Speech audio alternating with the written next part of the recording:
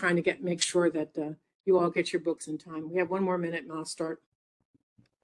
Thank you all for attending too. I appreciate it. We're trying to like this. Y'all gonna have to be quiet. Let's play the quiet in 3, 2, 1. Whoever wins, they got to get $10 from Mama. She got the bias one. Whoever's speaking, you may want to mute. Your children come first.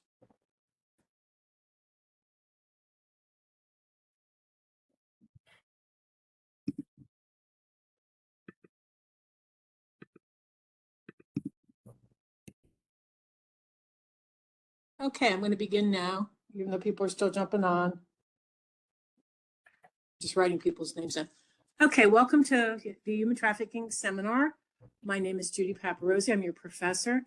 I was just telling some of the students here that got on a little early that I've been teaching. This is my 15th year teaching this course, and it has completely changed my life, even though I've been in the criminal justice system since 1972, like the age of your grandparents. Your parents or grandparents. I've been in this field from 1972 to 2003, full time and part time when my kids were born.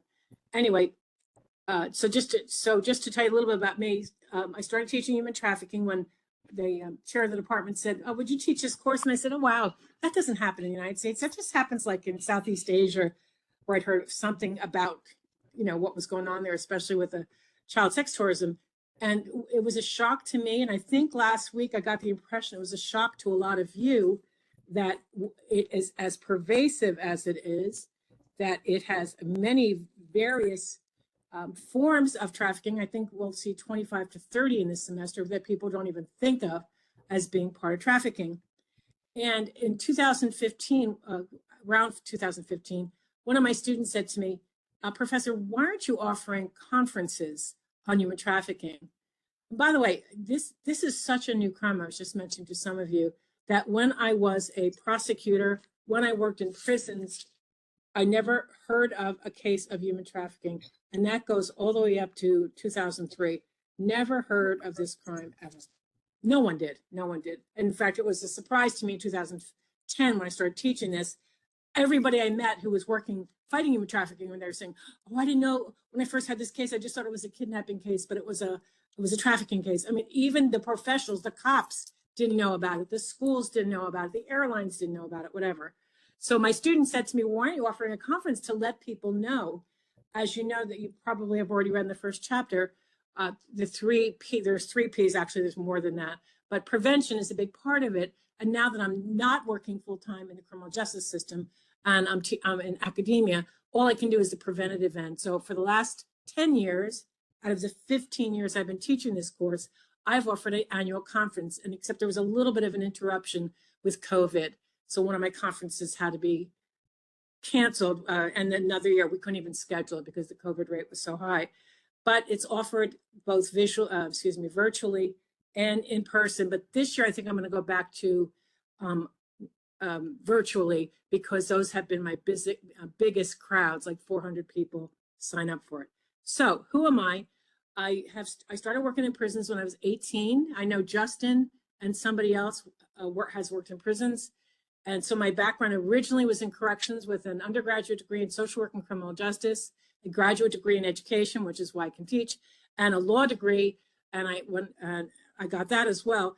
But I spent 15 years working inside of prisons in New Mexico, Pennsylvania, and New Jersey, where I'd eventually be with the parole board. And then I decided to practice law with the whole goal of being a lawyer being that I'd like to be home with my children when they were born, and I was able to accomplish that. So I was able to stay home and raise my kids, practice law, and do night court for many years.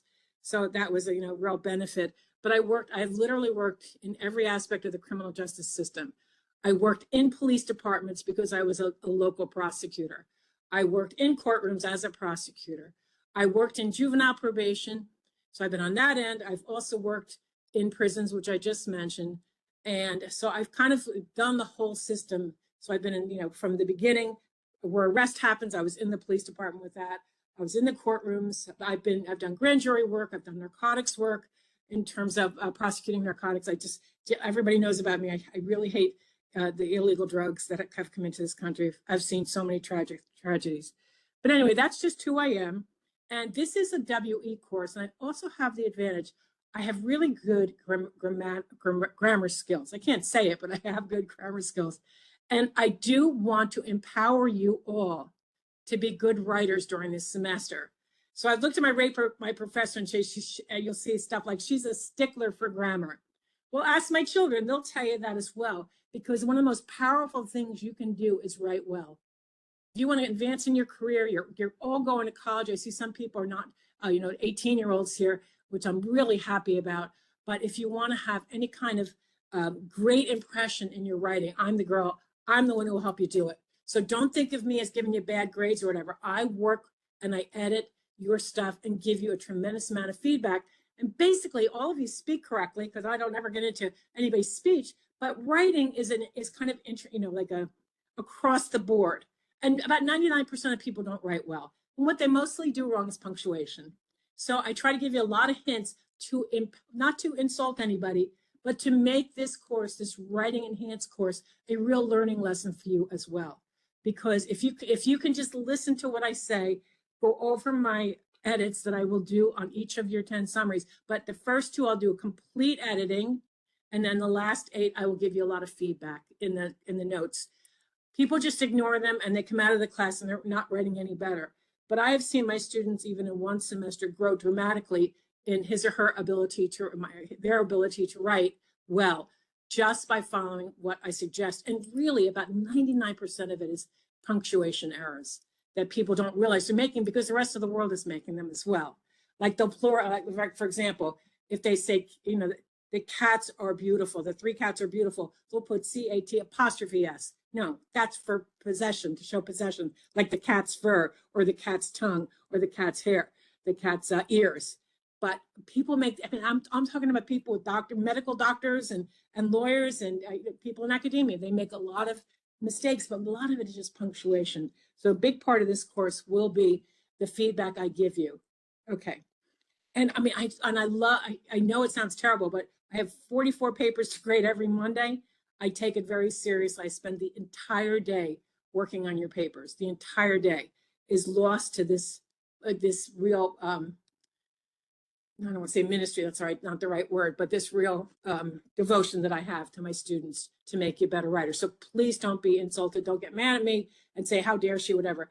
I have great grammar skills, great punctuation skills. I'm old. I'm 71. I started teaching this 50 years ago, believe it or not. When I was 21, I was teaching English courses at the community college level. So that's the story about the WE. That's the story about who I am, etc. So we have 4 course requirements, which is why it's so great that you're here tonight. I take your writing very seriously, but I also take your input even more seriously. What do I mean by that? So this is a writing enhanced course, which has a writing requirement. So 50% of your grade are the 10 summaries. So each summary is worth 5% of your final grade, okay? So we will go through how to do the summaries tonight. And this, of course, is being recorded, so everybody will have a chance to review this video. And the idea of the summaries, and this is important, we're going to be looking at a government report. Now, if you're in the criminal justice system, the likelihood is you may end up working for the government in your future. Or if you're a sociologist, you may end up doing government work or government review of different documents that the government produces. So there is a document called the Trafficking in Persons Report.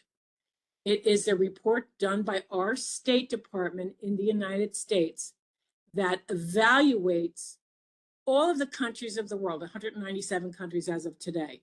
It looks at 197 countries' responses to the problem of human trafficking in that particular country. So for example, and how do we get to do that? Why do we do that? We do that because we fund a lot of projects around the world. If it's humanitarian, this doesn't affect it. If it's trade, it doesn't affect it. But if it's some aid that we're giving to a country to build a building for free on our tax dollars, we have a little bit of a right to say, if you don't respond to human trafficking, don't depend on us to fund your projects, okay? We're not talking about wars. We're not talking about we're talking about kind of non-essential things, but it's still powerful depending on the country. So the trafficking in persons report is what you're going to be looking at, one part of it per country. So we're going to be looking at North Korea. That's one part of the report is on North Korea. We're going to be looking at Russia. We're going to be looking at China. We're going to be looking at the United States and how we have responded to the problem of human trafficking. How big is our problem? How are we doing? And what needs to be done regarding the 3 Ps, which I'll explain in a second. Okay, so you have 10 summaries. You're going to be summarizing a government report called the Trafficking in Persons Report. But where does all that come from? Okay, as I mentioned, when I was in the criminal justice system up to about 2000, when I was in the criminal justice system into 2003, July of 2003 is when I left. We had never really heard of the crime of human slavery, trafficking in persons, whatever. We'd never, but there was a law that had just been passed, but it didn't get a lot of headlines. But it did eventually get passed in 2000 called the Trafficking Victims Protection Act, TVPA, which I believe you saw in the first chapter, and you will see repeatedly throughout this course. It was a comprehensive reaction to human trafficking, not just on the criminal stuff, which is pretty typical in Congress, but it was a federal law passed, the Trafficking Victims Protection Act, and it was a whole comprehensive approach to what do we do with the problem of human trafficking. And the person that wrote that report has spoken at UNC Pembroke at my conferences twice, a congressman from New Jersey, Congressman Chris Smith. He and another congressman named Smith, a female, realized this enormous problem with human trafficking in other countries, and then they discovered it here. And I saw him speak just a couple of weeks ago in Washington. He is an amazing advocate for victims and survivors of human trafficking. So we have this big law that got passed with all things like how do we fight it, how do we prosecute it, how do we prevent it, how do we protect victims and get them out of it, and how do we protect survivors who have been in it. So it has all these different parts of government involved in it. Okay, but in that big TVPA, Trafficking Victims Protection Act, we have this one part called the TIP report, or the Trafficking in Persons report, which you'll see in a second. And you will go into that report weekly, or depending on when I assign things, but the due dates are already in your syllabus. You will read the report, and I'll show you like a way of looking at it, so you're not reading it straight down and not really grasping. I'm going to kind of show you how to read this, what we call a country narrative. And the first one's on North Korea, which is honestly one of the easiest ones because North Korea is the worst, okay? All right, so we have this government report. We're going to be looking at 10 countries over the semesters. And amazingly, my students have always given me good feedback about how much they learned, like it boots on the ground kind of knowledge about the trafficking, the state of trafficking, at least in 10 countries of the world. Okay, so in that report is a really important system, which we'll see in a minute. And it's the tier ranking system. So let me share a document, although it's probably going to try to share 4 at once. Here we go. But I'll try to pick up the right one. Start with this one, not this one. Yeah, I'm probably going to have to go through all the documents to find this. All right, well, here's what I'm talking about anyway. So in this system, can you see it? It says tier placement list. Anybody just say yes? Yes, ma'am. Yes. Thank you. Okay.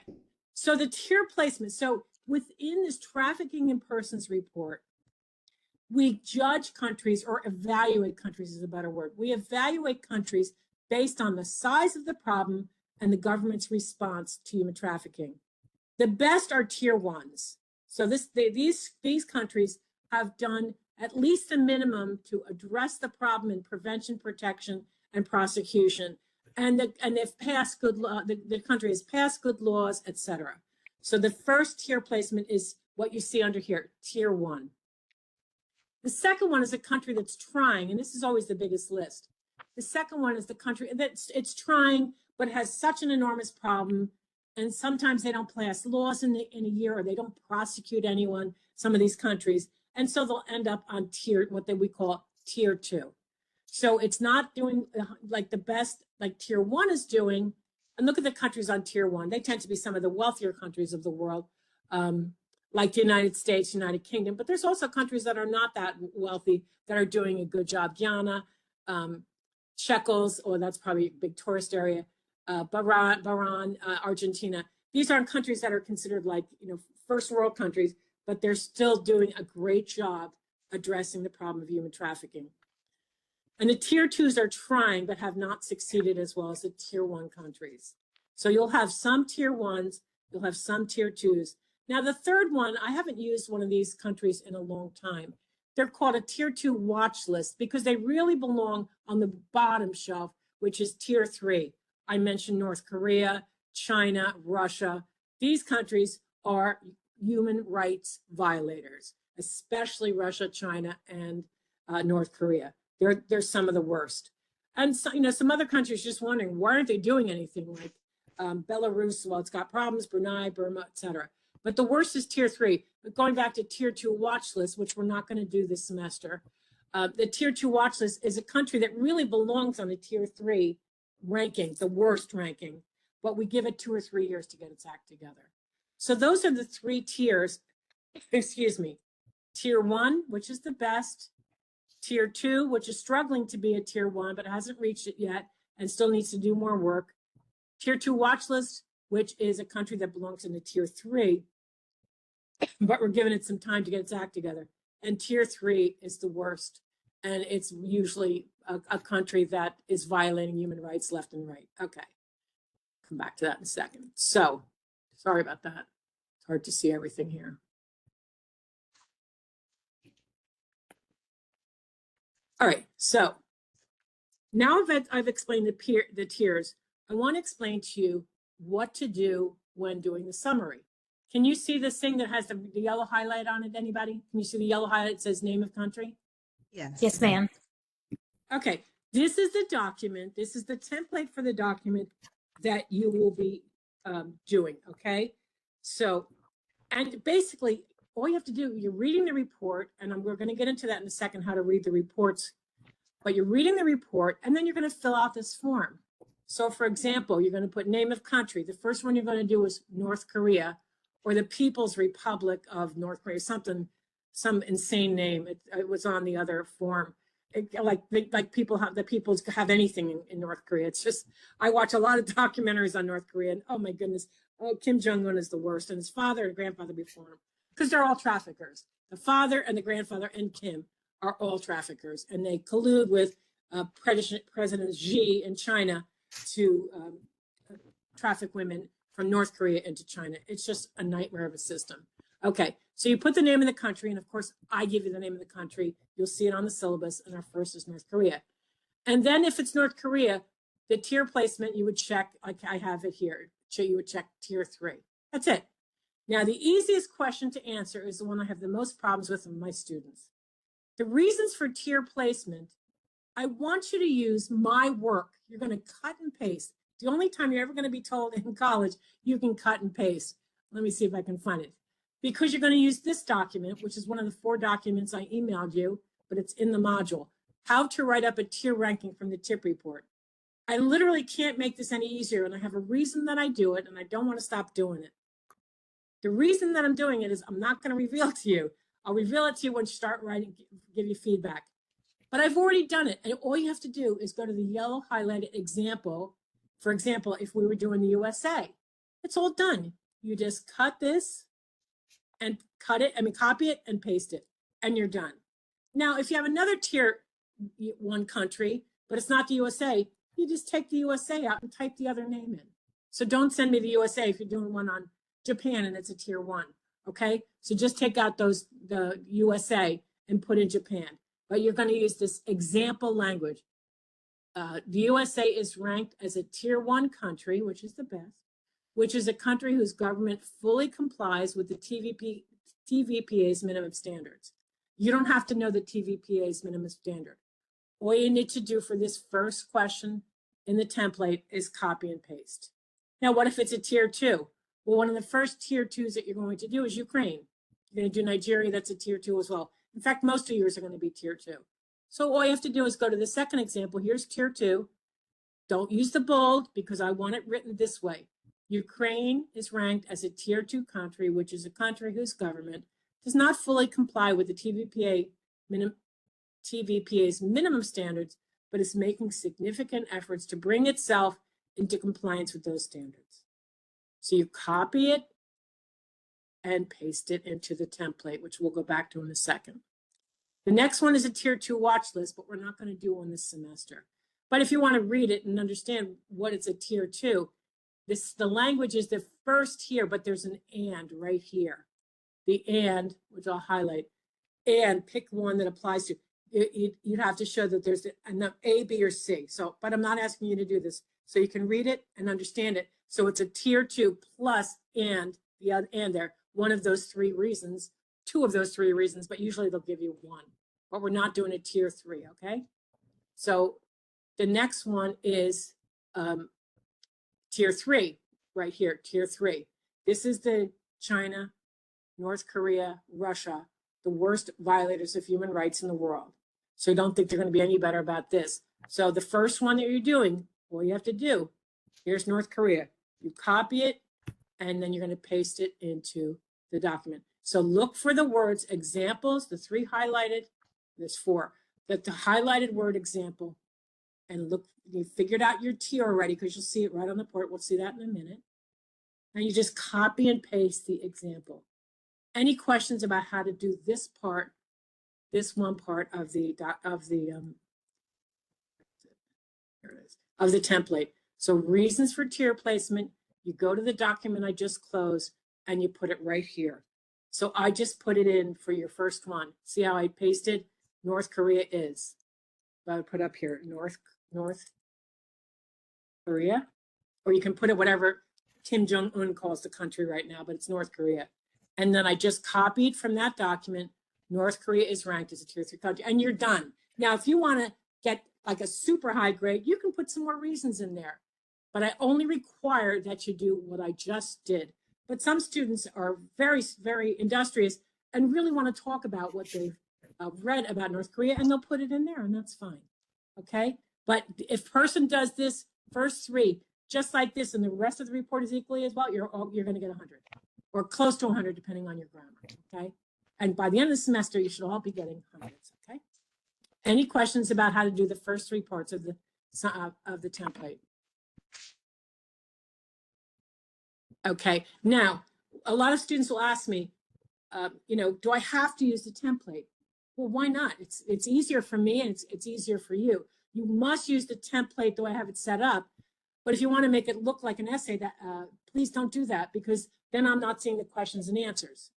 However, on the 3rd writing assignment, the third one that you have, I think it could be Ukraine, but I think it's Nigeria. I do the plagiarism check.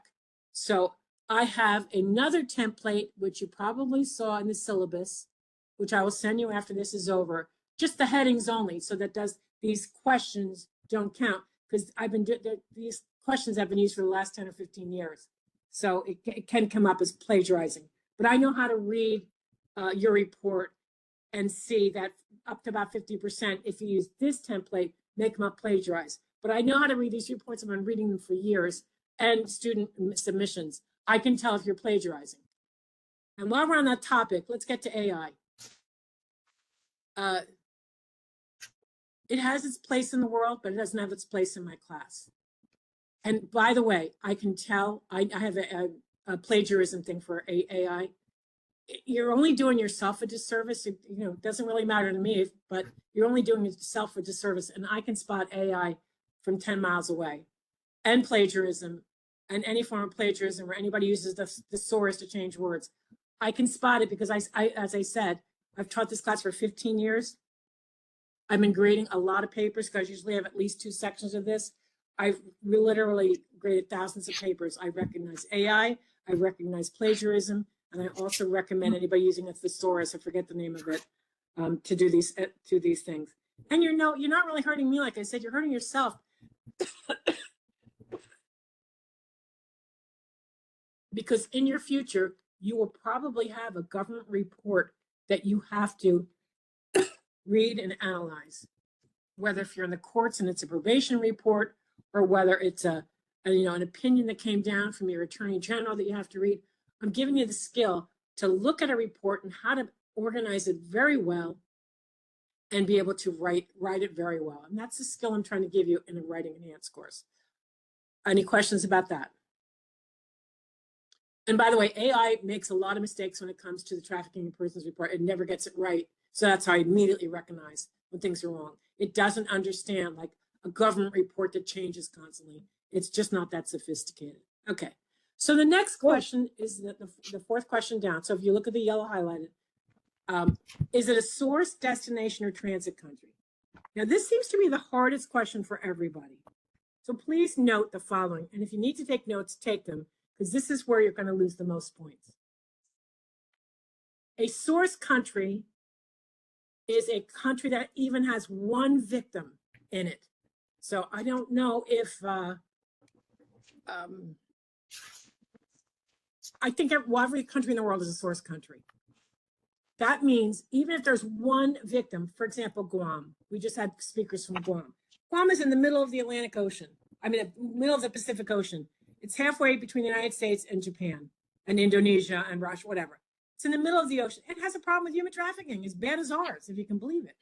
So every country is a source country. Don't even think about it. You can say that, but then you have to explain why. So for example, the United States, does the United States have victims? You bet it does. And I've met tons of them. Okay. So is the United States a source country? Yes. But you have to, when you're reading the trafficking profile, which I'll show you in a minute, the trafficking profile, you'll get that information about who's being victimized in America. So the handicapped are being victimized. The Native Americans are being victimized. That was one of my conferences a couple of years ago. I had Native American leaders from all over the country talking about the problem of missing and murdered Indigenous women. An unbelievable conference, which we'll see a part of during, because this is also ICC certified. Who else is runaways, 12-year-olds, people, rich people, poor people. This crime does not discriminate. Men, women. I met a 57-year-old white woman at a conference here in North Carolina, and I guess she'd been a drinker or something like that, so she had an addiction. She was trafficked. She was 57 when I met her. 57. She had just escaped her trafficker. And everyone, and believe it or not, the handicap, that's really going up because they're vulnerable. So vulnerable people are trafficked and targeted. The people you wouldn't think are vulnerable. Susan Young's daughter should never have been trafficked. None of these people should have been trafficked. But she had all the protections in the world, except nobody knew what trafficking was when this happened to her back in 2010 or 11. Okay, so every country in the world is a source country, and I will show you in the Trafficking in Persons report where you find the information. And if you ever want to get on Google or Yahoo and search, who are the victims of human trafficking in America? Who are the victims of human trafficking in North Korea? You'll get the answer there as well, but it's also in the Trafficking in Persons report, which is what you're summarizing. But if you want to add to it, that's fine. But you're not required to. You're supposed to do what I'm asking you to do, and anything above that will just. And I give over 100 in grades. I will go well over 100 when I think it's to reserve. All right. Is it a destination country? A destination country is where a trafficker in one country has victims and he wants to send them to a country where he knows that victim will be profitable for him. So we saw in the movie, the documentary Sold, who is the #1 child sex trafficking destination in the world. A lot of you watched it and commented on it. What's that country? California. You're all shocked. Sorry? California. No, country. Oh, I'm sorry. Dang. You're right. Talking about You're Korea? Right. No. The #1 child, the highest percentage of child sex trafficking is in what country? United If States. it's California, what country are we in? United States. United States. And where do they come from? Mexico, Honduras, and the Philippines. Okay. That wasn't in there. I happen to know this. Okay. So the United States has victims, so it's a source country, but it's also a destination country, and in particular for child sex trafficking. By the way, I've talked to people who do this work in Mexico, and they told me, or no, I actually heard this in a news report. If a girl is sent to the United States from Mexico for trafficking purposes, she'll never be seen again, ever. So sad. Okay, now that's the source. So a source country has victims. A destination country, and it can be both source and destination, is a country that's known for victims being sent to it. Okay, so the United States is a source and a destination country. It has its own victims. It gets victims from elsewhere. Okay, so those are the two most common, source being 100%. So if you don't have source in your answer, you did something wrong.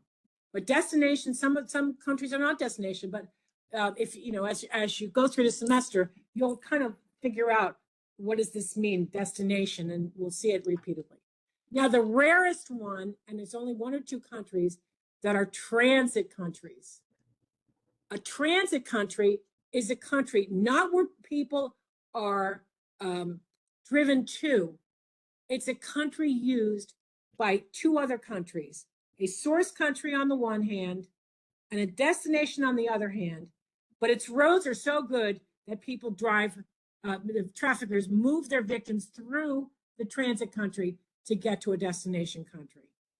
So in other words, it's a country that's not involved, may not be involved in human trafficking, or may, but traffickers are known to use it to transit victims across the country to get to a third country. Now, this is so rare, you may not even see one. Believe it or not, the United States is a transit country. It's really the only one that's proven to be a transit country in the Trafficking in Persons report. Why? Because that same Mexican trafficker who was trafficking people to the United States uses, like with the drug cartels, the trafficker not only uses the United States to send victims to, they use the United States to move victims to Canada through the United States.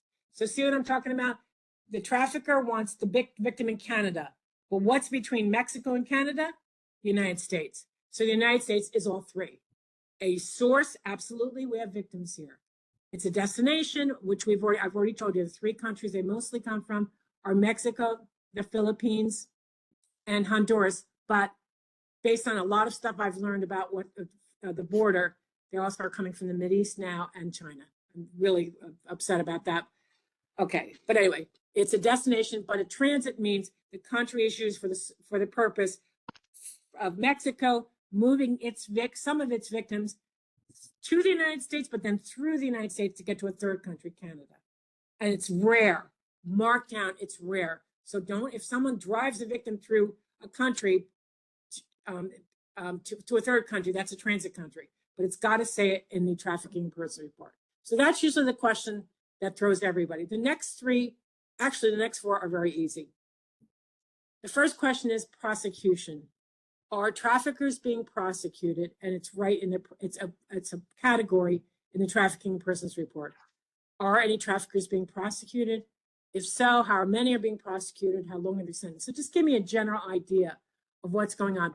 Believe me, don't write down every little last, like, 20 got prosecuted here, 50 got prosecuted here, blah, blah, blah, blah. I don't want that. I want you to analyze it and say, it seems like very few prosecutions are happening in North Korea. North Korea, I don't think there are any. And so that's what I really want you to do. I want you to analyze the data, not give me the data. Because remember, I read these reports constantly, all right? So just give me a good summation in your opinion about, is the country prosecuting well? Is it prosecuting like it should be? Okay. The next P of the three Ps, which I'll explain in a second, is protection. How is the country trying to help victims of human trafficking? How is the country trying to help the NGOs, the non-governmental organizations that fight trafficking? For example, Polaris, which we'll see in a week or two, a safe place here in Wilmington, North Carolina, Safe House International, Safe House America, or something like that. That's one of the ones I support. Metnoia Manor in Louisiana, I support that one. World Villages, which is in Mexico. I support that one. These are non-governmental organizations. They're not government, they're non-governmental. And is the country supporting the work of the non-governmental organizations? Basically, what's the government doing to protect its people? Is it doing billboards? Is it doing like in the bathroom, ladies' bathrooms and men's bathrooms, inside the stall? Is there anything that says for help, call 1-800-3434 or 877-3434-877? That's the Polaris hotline. I think that's it. I haven't said it in a few weeks. So anyway, so what are they doing to protect? So the first P is prosecution, the second P is protection, and the last P is prevention. How's the country, what is the country's plan, action plan to get rid of this horrible crime? Is there a hotline, like I was mentioning a minute ago? That's prevention. Are there programs for victims who live, become survivors to help them? This is a tough crime to help somebody if they've gone through it. Everything has to be trauma informed. I worked with victims for many years. In fact, my husband, Dr. Mary Paparosi, and I were the only non-victims in a state coalition of victims of crime and in New Jersey. And I knew how to work with victims as a prosecutor. I knew how to work with them in my work for victims' rights. But a human trafficking victim was a new one for me because, like we heard in the first chapter about consent, they don't self-identify as victims. They're very ashamed of what happened to them. And a couple of my human trafficking people, survivors of human trafficking, they've been wonderful. And some of the other ones have been like, like saying, "Oh, why did you say that?" And I said, "I never said that to you. I never wrote that to you, whatever." So there's a paranoia and the unwillingness to self-identify. And it's so sad because unless all law enforcement, all the courts, and all the NGOs are trained to work with this new type of victim for us, we can really hurt the victim. And that's the last thing any of us want to do. So it's a different victim. And we really have to learn so much about this horrendous crime to be able to work effectively with victims. And I've been doing this for 15 years and I'm still learning. Okay. So the 3 Ps, remember, and this is the easiest thing because it's right in the report. We'll see in a minute. Prosecution, protection, and prevention. Now there's more P's now, but we'll get into that during the semester, like policy and social media is not a P, but anyway. Okay, and the last thing is recommendations. Recommendations are in the report, which we'll see in a minute, but you have to write them.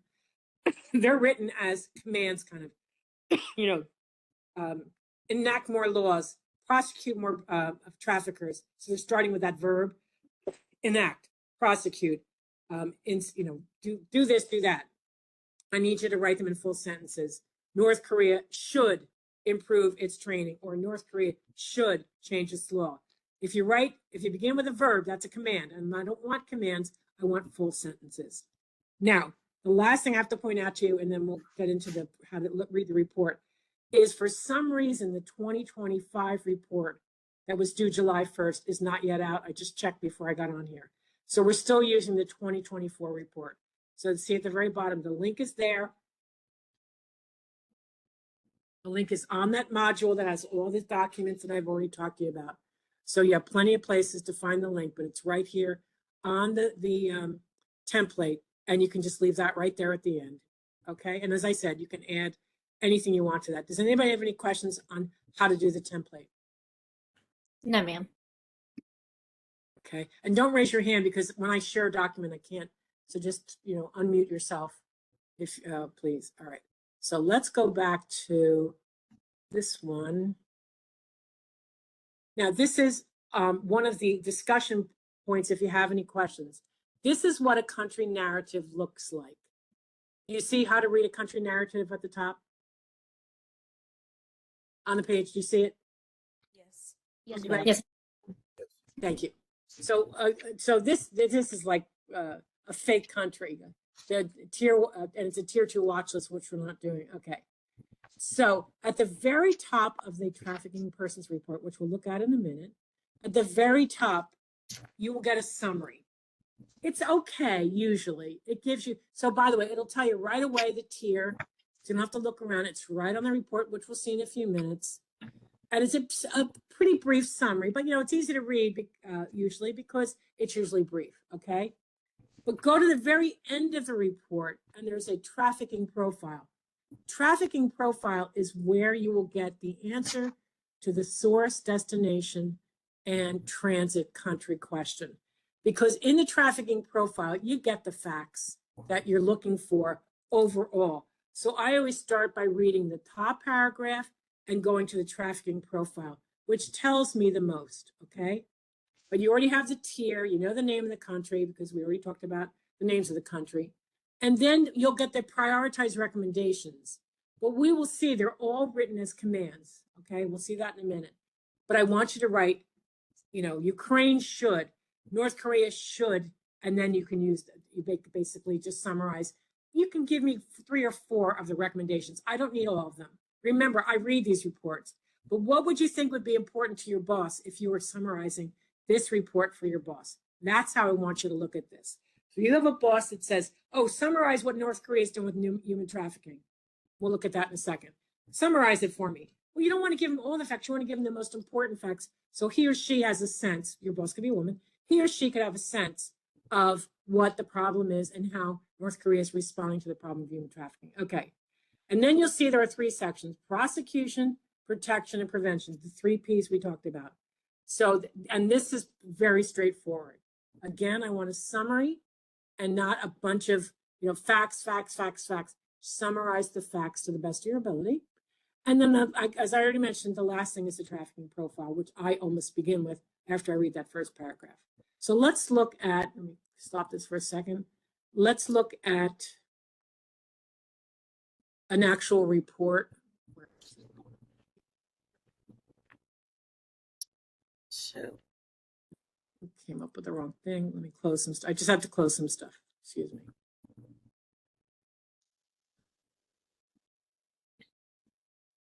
Here it is. Okay. So here, if you copied and pasted, you all see this? The trafficking in persons report? No, I didn't share it. No, Okay. can't see it. Share it. Thank you so much. All right, it should be this one. See it now? Yes. Trafficking in persons report? Yes, Okay. All right, as I mentioned, the 2025 report is not yet out. I have no idea what's going on. Everything was due in February. I don't know what's going on. Maybe new administration or maybe not a priority, but it's been coming out for the last this is the 25th year since the TVPA was passed, okay? But this is the part of, now you'll see, this is the U.S. Department of State who does the report because this is federal. We're not doing North Carolina, we're doing federal, okay? And it's the 2024 Trafficking in Persons Report done by the Office to Monitor and Combat Trafficking in Persons.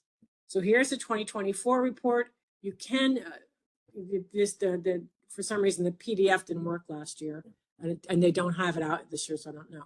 Now, so you have the 2024, make sure you always see 2024, and unless I send you 2025, which I'll do in a big announcement. Okay. Now, over here, it says location. So instead of typing in North Korea, I'm going to type in Korea, and I'll show you what happens. See, if you typed in North, it may not come out. So now I've just gone to the page. Let's go back and do that again. I went to the year 2024 because you can see other reports underneath. We don't want that. We want the most recent one. And I put in Korea and I found North Korea and I clicked on it. Do it again.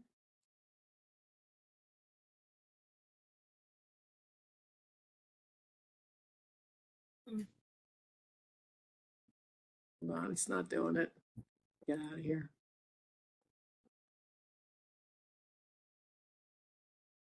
All right, now I got to go out and go back in. It thinks I'm in there. Oh no, I went the wrong way. Okay.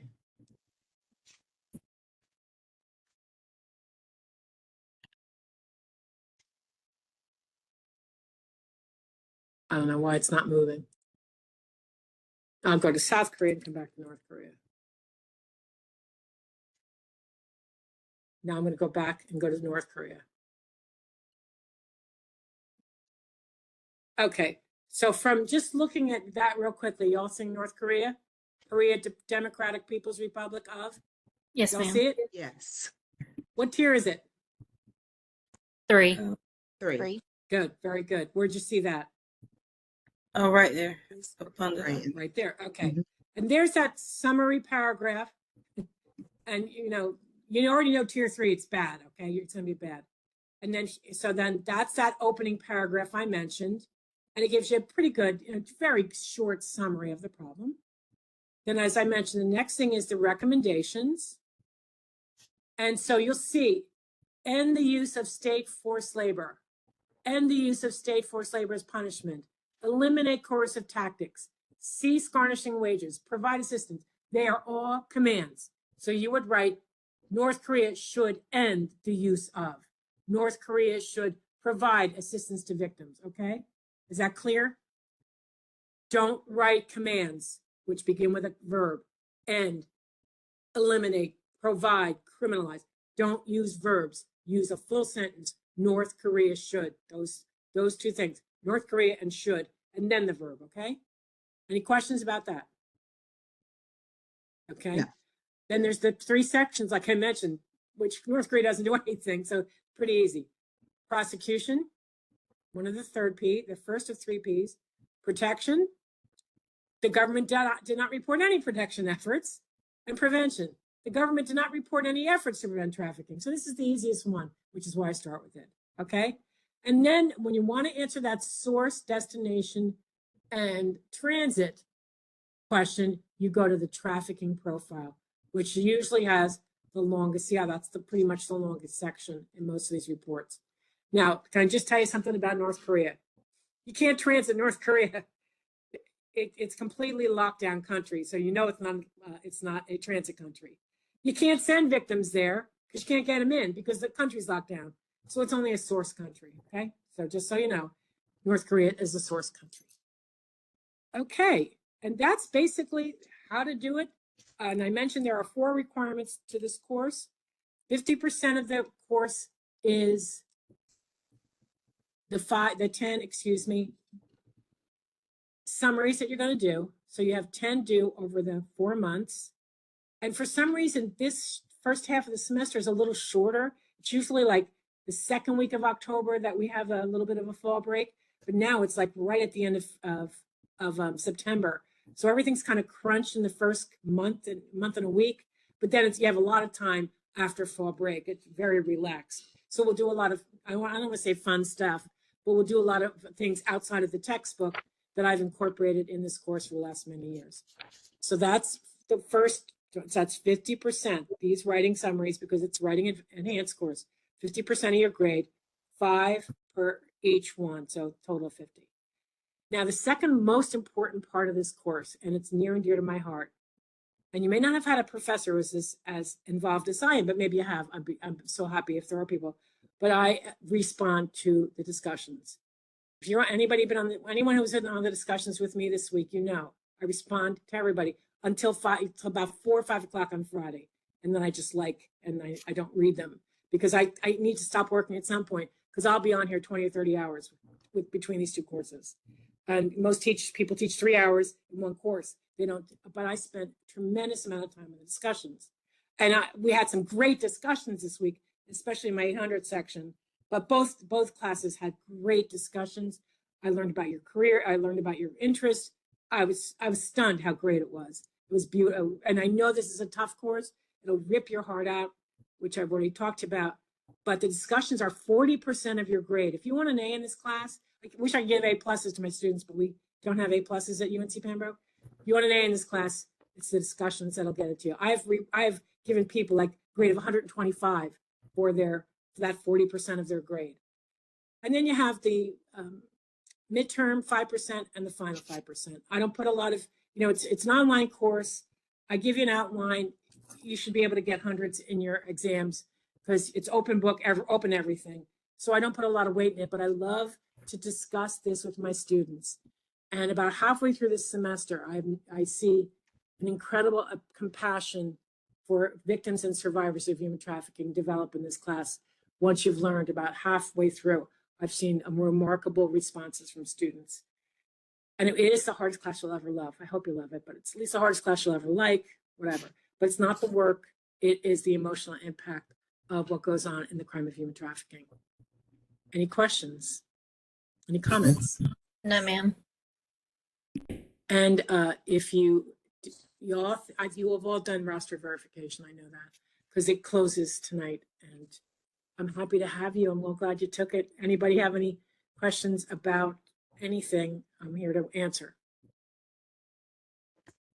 And by the way, you don't have to, I'll ask a lot of questions. You don't have to, it's not, the discussions is meant to create a community of learners. It's not a homework posting board.